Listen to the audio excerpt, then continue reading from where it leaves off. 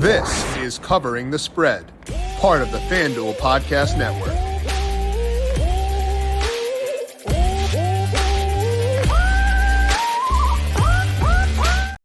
We have got a big week on tap in the NFL, and luckily for us, a lot of the biggest games are ones where I am seeing value in the opening lines over at FanDuel Sportsbook. I've got some reads on the Vikings and the Packers, got some stuff on the Bengals and the Bills. We're going to run through my updated power rankings, entering Week 17, break down what they're saying about those games, and get a read on where the value lies in Week 17 at FanDuel Sportsbook. This is Covering the Spread right here on the FanDuel Podcast Network and numberFire.com. My name is Jim Sonis. I am a senior writer and analyst for numberFire.com, here to take a look at my updated power rankings, break down NFL Week number 17, and also recap what went down this past week in the NFL. Should be a fun one. I think some pretty good spots for value this week, and betting on teams that actually have something on the line where I think there's value before you even consider the motivation they may have at play for this week. We'll dive into all that in just a bit, but first, a reminder to make sure you are subscribed to Covering the Spread wherever you get your podcast, because we got 3 shows coming up this week. This one, we also have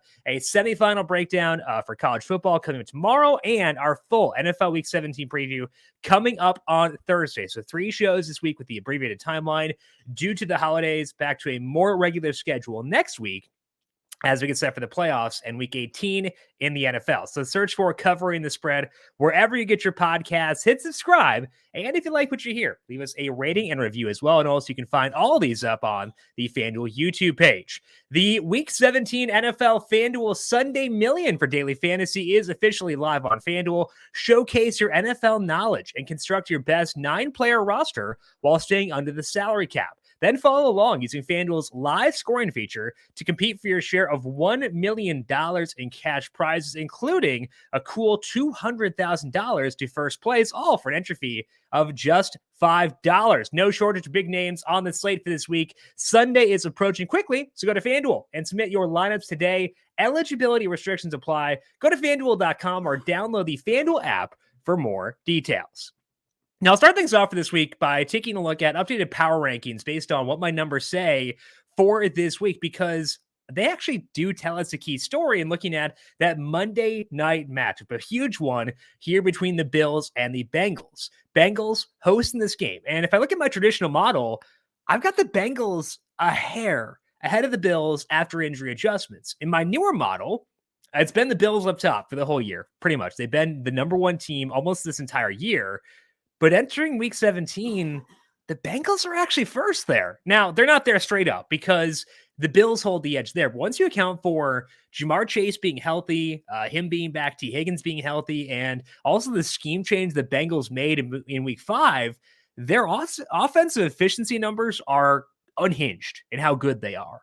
So even though Buffalo is first overall for me in that model, when I run my numbers straight, both these numbers say the Bengals should be favored in this game. Money line right now at FanDuel Sportsbook is minus 102. You can still get plus money, seen minus or plus 105 at other spots. So shop around, but I think the Bengals money line is very enticing. And honestly, too, if you're looking at like Super Bowl markets, the Bengals could still get the first round bye. Right now, they're a game out, which means they would need the Chiefs to lose one of their final 2 games to make up that ground. They do hold the tiebreaker over the Chiefs, and if they win this game, they'd hold the tiebreaker over the Bills as well. So it's possible they wind up getting that first round bye. Super Bowl odds for the Bengals now 8-1. I think given that it is a longer road for them to get that first overall seed, maybe you don't want to buy in just now, but I do think that 8-1 is enticing. And I think they're good enough to do it all. So the Bengals, to me, at the top of the power rankings, really, really enticing, and a team that I am very receptive to. The other model has Kansas City first still. So that remains the same there. But the change with the Bengals after adjusting for injuries, I thought was very intriguing, especially as it pertains to that Bills matchup this week. Other team I wanted to highlight here, in terms of trying to find a team that has upside, but may not have shown it thus far, is actually the Ravens. I've currently got Lamar Jackson projected as playing this week. If I project him as in, the Ravens actually are ranked 7th in my newer model. Not really sure how I feel about that. Now, because on the one hand, every team beyond the top 6 is kind of in its own tier. So you got the top 6. That's Kansas City, Buffalo, Cincy, Philly, Dallas, and San Francisco. Those teams, they're all up there. They're going to be the top teams. After that, 7 through like 19, the gap there is not all that large. So they're effectively at the top of the second tier. But the fact that they are at the top there, I think, is at least somewhat intriguing. In my traditional model, the Ravens are just 12th. So that one is not as high on them. But I think that they have upside once Lamar Jackson gets healthy. The defense playing very good football right now. They shut down some, impressive teams. Roquan Smith being there, I think, has actually made a bit of a difference. They don't need all their playmakers healthy on offense to move the football. J.K. Dobbins being back, I think, has helped them a bit too. So I have interest in the Ravens once the playoffs start. Now, this week, specifically, I'm not trying to buy in because my numbers are also pretty high on the Steelers relative to where the consensus has them. So Steelers better than perception too. So for week 17 specifically, nothing super actionable on the Ravens front. But, I think they've got upside. They're currently 21-1 to win the whole thing over at FanDuel Sportsbook right now. That puts them behind just the Vikings among the teams in that second tier. So they're kind of properly rated there. But I think that it's important to reiterate this team does have upside once they get healthy. And I think I want to kind of keep that in my mind and remind myself of that for when we get to the playoffs, because I do think there is potential for the Ravens to still be a legitimate contender once we get into the playoffs and Lamar Jackson is fully healthy. So biggest takeaway for me is the backing the Bengals on that game, that single game, but also taking a look at the Ravens once we get into the postseason. Now, let's look specifically at week 17 and dig into where my numbers show value for this week. We talked already about the Bengals money line. That's the first one. Next one is the Detroit Lions facing off against the Bears. They're favored by 5.5 in that game. And I'm okay laying the points because the Bears defense just super banged up right now. Like, they've got some fun guys that they've added this year in the draft. And I think that long term it could be okay, but they've lost a lot of guys throughout the year, super banged up. And the Lions are weirdly healthy right now. Even though they lost that game in pretty awful fashion against the Panthers last week, Jared Goff was still super, super efficient. That game was on the road in 10-mile-per-hour winds. Goff had high efficiency stats as a passer. Now he goes back at home. We saw the Lions beat the Bears already once on the road without DJ Chark, and now they go back at home. They've got Chark. This offense is humming, and it's a big game for the Lions. They need this one to still have a shot at the playoffs. They've got that big game with the Packers coming up in week 18, but they need to win this game. I think if you were looking for concerns around backing the Lions here, the Bears rushing offense is very good. We saw the Lions get bullied by the Panthers last week. I think the Bears rushing offense is better than the Panthers. So that could be a concern, especially with Khalil Herbert being back. They've got 2 legit running backs and then a tremendous rushing quarterback as well. So that could be a concern for the 5.5. But my older model has this one, the spread closer to 10 here. That might be kind of aggressive. My other one has it at 7. I think that's probably closer to being right. That one's a bit lower on the Lions because it doesn't weigh passing efficiency quite as heavily, but I think 5.5 is still a value regardless. So I will lay the 5.5 with the Lions as they go back home for this week.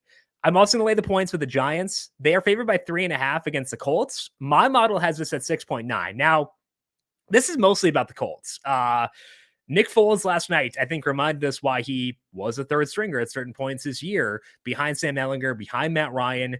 Really struggled there, a lot of mistakes, and I probably would have been on the Giants regardless. I think it's kind of just a nice confirmation bias that we can feel pretty good about using, betting against the Colts team with where they're at right now. They were a rough offense under Ehlinger, rough offense under Ryan. I think we saw last night that Nick Foles is not a guy who's going to buck those trends. So if I run things straight, it says the Giants should be favored by about 6.9 here. The Colts defense is fine. It's okay, but it's not a legit needle mover for me. The Giants have been a team that they've been hanging against tough teams. Like, the Vikings are flawed for sure. We'll talk about that later on, but putting up that many points against them, I think, is encouraging. Saquon Barkley is playing well once again. I think the Giants, with the playoffs on the line, they've got a cushion. They could lose this game and still be in, but they're fighting for the playoffs. The Colts are not. I think 3.5 is more than fine to pay. So we're in kind of that dead zone between key numbers, between 3 and 7 for both the Lions and the Giants. But with the Giants at 3.5, the Lions at 5.5. I'm okay laying both those and taking the favorites in those two games. As far as an underdog I like this week, my numbers like the Rams a lot in the Battle of LA at plus 6.5. I think the hesitancy I have here is that this could get to 7. I think it's more likely to shorten than lengthen, though, because there is no home field advantage in this game. It's a neutral site game, no travel for the Rams. That's the key thing that matters more for me, more so than the crowd is the fans and is the travel. And there's no travel for either team here. So neutral site game. This Chargers offense, they put up 20 against the Colts, but like they weren't that impressive. They were fine.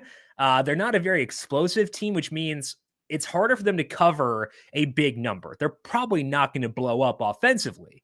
We've seen this Rams team be eliminated for a month now, and they played hard continually. I think that the Christmas Day game against the Broncos, a lot of stuff just went their way there. I think that was more of a fluke, but they're playing hard. The Chargers don't have a ton on the line right now. They're playing just for seeding. They could be the 5, 6, or the 7 seed in the AFC. So not a bunch on the line for them. I think this should be closer, well under 6 is what I would say with this one. So again, there is a chance we could get to 7 here. That's always a possibility. I just don't think it's a huge possibility. And I think there's an equal chance it moves the other way. So I will take the 6.5 here with the Rams and bet on them again, betting on Baker Mayfield to put up 2 consecutive good performances. What could go wrong there? But I think this number just a bit too big based on the lack of explosiveness for the Chargers and how hard the Rams are still playing. Now, one of the bigger games this week is in Lambeau. That's for the Packers and the Vikings. And I've got a couple of reads on this game right now. One of them is the Vikings. They're +3 at even money at FanDuel Sportsbook, and the under at 46.5 at -110.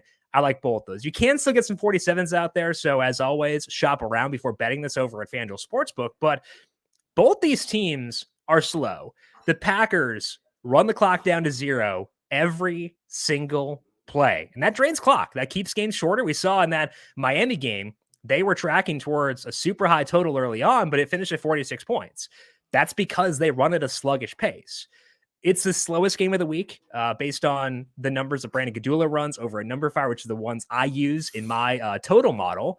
The forecast is fine here. It's in Green Bay, it's outdoors, but 34-degree temperatures, 9-mile-per-hour winds. That's not too bad. We're not accounting for that here, but I just don't see a lot of points. Neither team is a huge offensive juggernaut. They're both okay. Neither defense is outlierishly bad. The Vikings are kind of flirting with that, I guess, and the Packers kind of are too at times. Again, I think that the under is a better play here at 46.5. Again, check for 47 if you can get that. As far as the Vikings specifically, my numbers are not high on them. They rank 9th in my one model and 13th in the other. So they're a middling team. They're okay. They're near the top end of that second tier. They're fine. But they're either ahead of or right behind Green Bay in both these models, which means I've got it under a field goal in both models. You could go money line here. That's +162 over at FanDuel Sportsbook. I am showing a lot of value there, but I kind of want to take advantage of the fact this game is potentially going to be lower scoring than the bookmakers expect. I think it'll be a tight game. So I do want to take the points here with the +3 on Minnesota. If you decide you wanted to pull the same game parlay on that over at FanDuel Sportsbook, you could pair the +3 and the under 46.5 together. You get +231 on that. I'm fine with that. Not a huge parlay or same game parlay guy, but I'd prefer to go with the straight bets personally. But if you want to go same game parlay, get a better number on that, that's okay as well. But I will go with the straight bets of +3 and under 46.5. The other total where I'm seeing value right now, a good amount of value, is the Patriots and the Dolphins. That's at 42.5 right now. I want the under on that one. After ruling Tua Tagovailoa out, my numbers put that at that number under 40. So I think taking the under here gives you a lot of leeway, especially 42 being a semi-key number and 41 being a key number 2. You're getting across a couple of them while still getting the under here. We saw the Dolphins offense without Tua earlier on this year, and they struggled quite a bit. I know that, one of those games, Teddy got hurt on like the first play. It's tough to game plan around that. Skylar Thompson had an injury as well. So there were some circumstances that I think made them a bit worse than they actually are. But this offense has been sputtering even with Tua recently. The Patriots offense is not explosive. They're not going to generate a ton of points by themselves, even against a very flawed Miami defense. They've scored a bunch of defensive touchdowns this year. I think they've scored like 8 or so, which is unreal. So that's always a risk, but it also is probably unsustainable. I say probably because it's Bill Belichick, who is kind of like a defensive special teams mastermind. I want to give him proper credit for that, but I feel like this number is a bit too high. I'm not high on either offense after accounting for injuries. It's not a fast pace. 8-mile-per-hour winds here. That's a downgrade. So I think the under is the right play here. So under 42.5, the way I want to go with the Dolphins and the Patriots after assuming Tua Tagovailoa is out. Super unfortunate situation with him. I hope he's okay because it's very scary what's going on with him. But I do want to take the under on this game. There are a couple spots where I'm waiting injury news and could potentially add them later on once I get a better read on whether certain guys are going to play. Those are Seattle plus 2.5 against the Jets, Jacksonville -4 against Houston, and the Tennessee plus 10 against Dallas. The Seattle one is Tyler Lockett related because Lockett is a very, very good football player. And if you take him out of the Seattle offense, it's probably not going to go super well. We saw them put up just 10 against Kansas City. There was wind in that game, a decent amount of wind, so that does matter. Marquise Goodwin, who was effectively their number 2 wide receiver in that game, he got banged up at a certain point too. So a lot of tough circumstances for them in that game, and I don't want to hold it too far against them.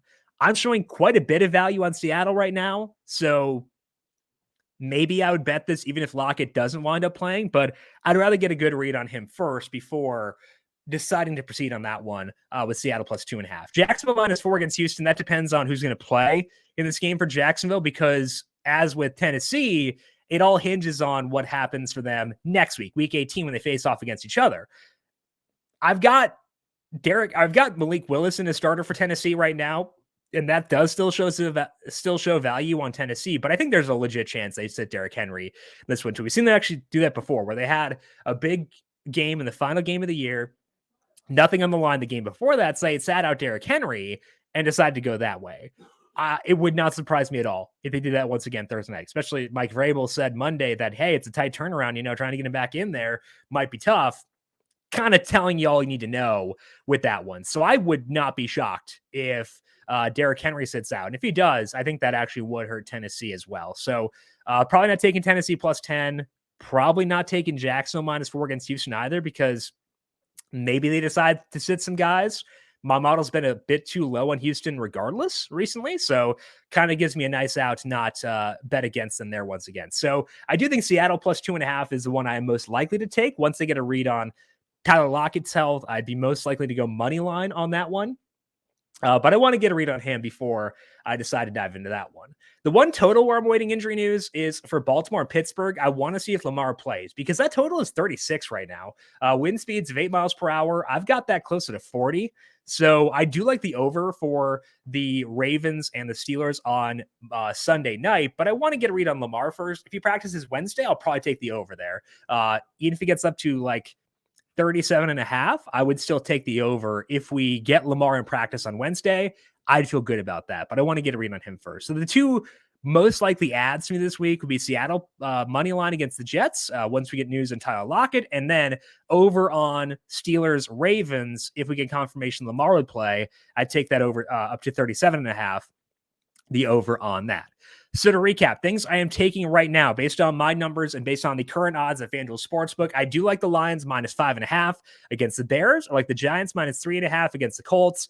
I want the Bengals money line, again, -1 and 2 at FanDuel, +105 elsewhere against the Bills. I like the Rams +6.5 against the Chargers, Vikings +3 against the Packers, and the under in that game at 46.5. And then the Patriots and Dolphins under 42.5 with no Tua Tagovailoa for the Dolphins in that game. So pretty meaty week for this week as far as where I'm seeing value, but a lot of them are betting on teams with a lot in the line. I don't mind that. So I'm not really accounting for that too much because it's still the NFL. Teams play hard regardless, but yet in the anecdotal factor, it makes me feel better about buying into spots where I already see value before accounting for that.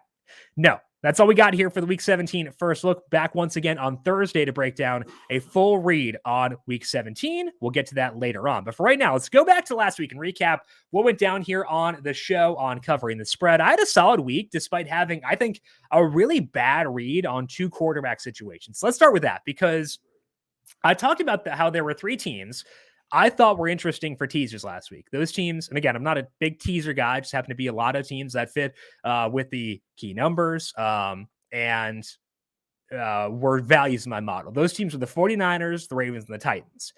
I said the Titans were least appealing because I was worried about Ryan Tannehill and his injury, and I should have been more worried because he did wind up sitting. And I think the reason why I'm annoyed with myself for this one is because I saw that game. I saw him get hurt and I saw him get carted off. And even though he came back in, I should have realized how likely it was that Tannehill would sit. It became very obvious on Tuesday that I had the wrong read. So hopefully you saw that one move, got the read, and avoided it. But I should have had a better read on that one to begin with.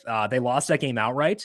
I still flubbed it. So that was frustrating to misread that situation, especially because I saw that game and saw how bad that injury was. The other misread was Lamar Jackson. I thought Tuesday he was going to play, and he never practiced, never even got close. So they still covered, was 7. They covered, they won by 8. So they won the straight, they won it straight or covered straight up. They covered the teaser leg. So did the 49ers at -1.5. But I misread those situations, the Ravens and Titans. That frustrated me. But if you bet the 49ers straight up, -7.5, bet the Ravens straight, or put those two teams in a teaser together, you were good to go. But I do feel like I misread the Titans and the Ravens quarterback situation. So that's always frustrating to not have a good read on those. But results were fine with 2 of them, despite that. Other bets went well. Went 2-1 in those. I had the Lions -2.5, the Saints +3, and the Chargers Colts under 46.5.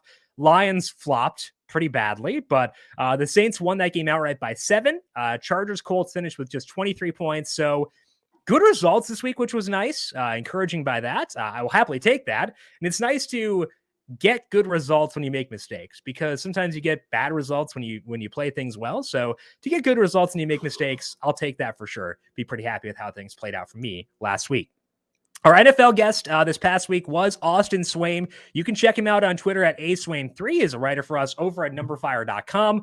1-4 week for Austin. He got the win in the Lions-Panthers game where I misread it. So kudos to Austin there. He was the better read on the Sam Darnold impact for the Panthers, that running game, beating up the Lions defense. I was a little bit higher in the Lions defense, thinking they had made some gains ever since that, midway through the year, they'd been showing improvement on defense. Clearly that was fluky because it all evaporated in that game. So good read by Austin on Panthers +2.5 as they won that game outright. Other ones with the Jets -1.5, we saw some money coming in the Jets later on. So got movement. Commanders +7.5. It moved to 7, I believe, at close.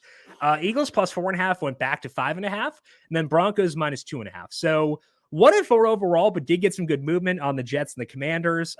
Did get the good result with the Panthers as well, but he did read that game better than I did for the Lions and the Panthers. Again, check out Austin on Twitter at aswaim3. That's all that we have here for today on Covering the Spread. As mentioned, we are back once again tomorrow. We're going to talk about the college football playoff semifinals. Get a read on those. Try to get you some good bets in both those games. Get you ready for what should be a fun day of football coming up this Saturday. To get all that podcast and all of our podcasts as they go live here on Covering the Spread, make sure you are subscribed to the Covering the Spread podcast feed wherever you get your podcasts. And if you like what you hear, leave us a rating and review as well. You can also get these shows over on the FanDuel YouTube page. If you've got any questions for me, I am on Twitter at Jim Sannes, JIMSANNES. You can also follow the FanDuel Podcast Network at FanDuel Podcast. I want to thank you all for tuning in for today. Good luck to you with your bets across the next couple of days. We'll talk to you once again tomorrow to break down the college football playoff semifinals. This has been Covering the Spread right here on the FanDuel Podcast Network.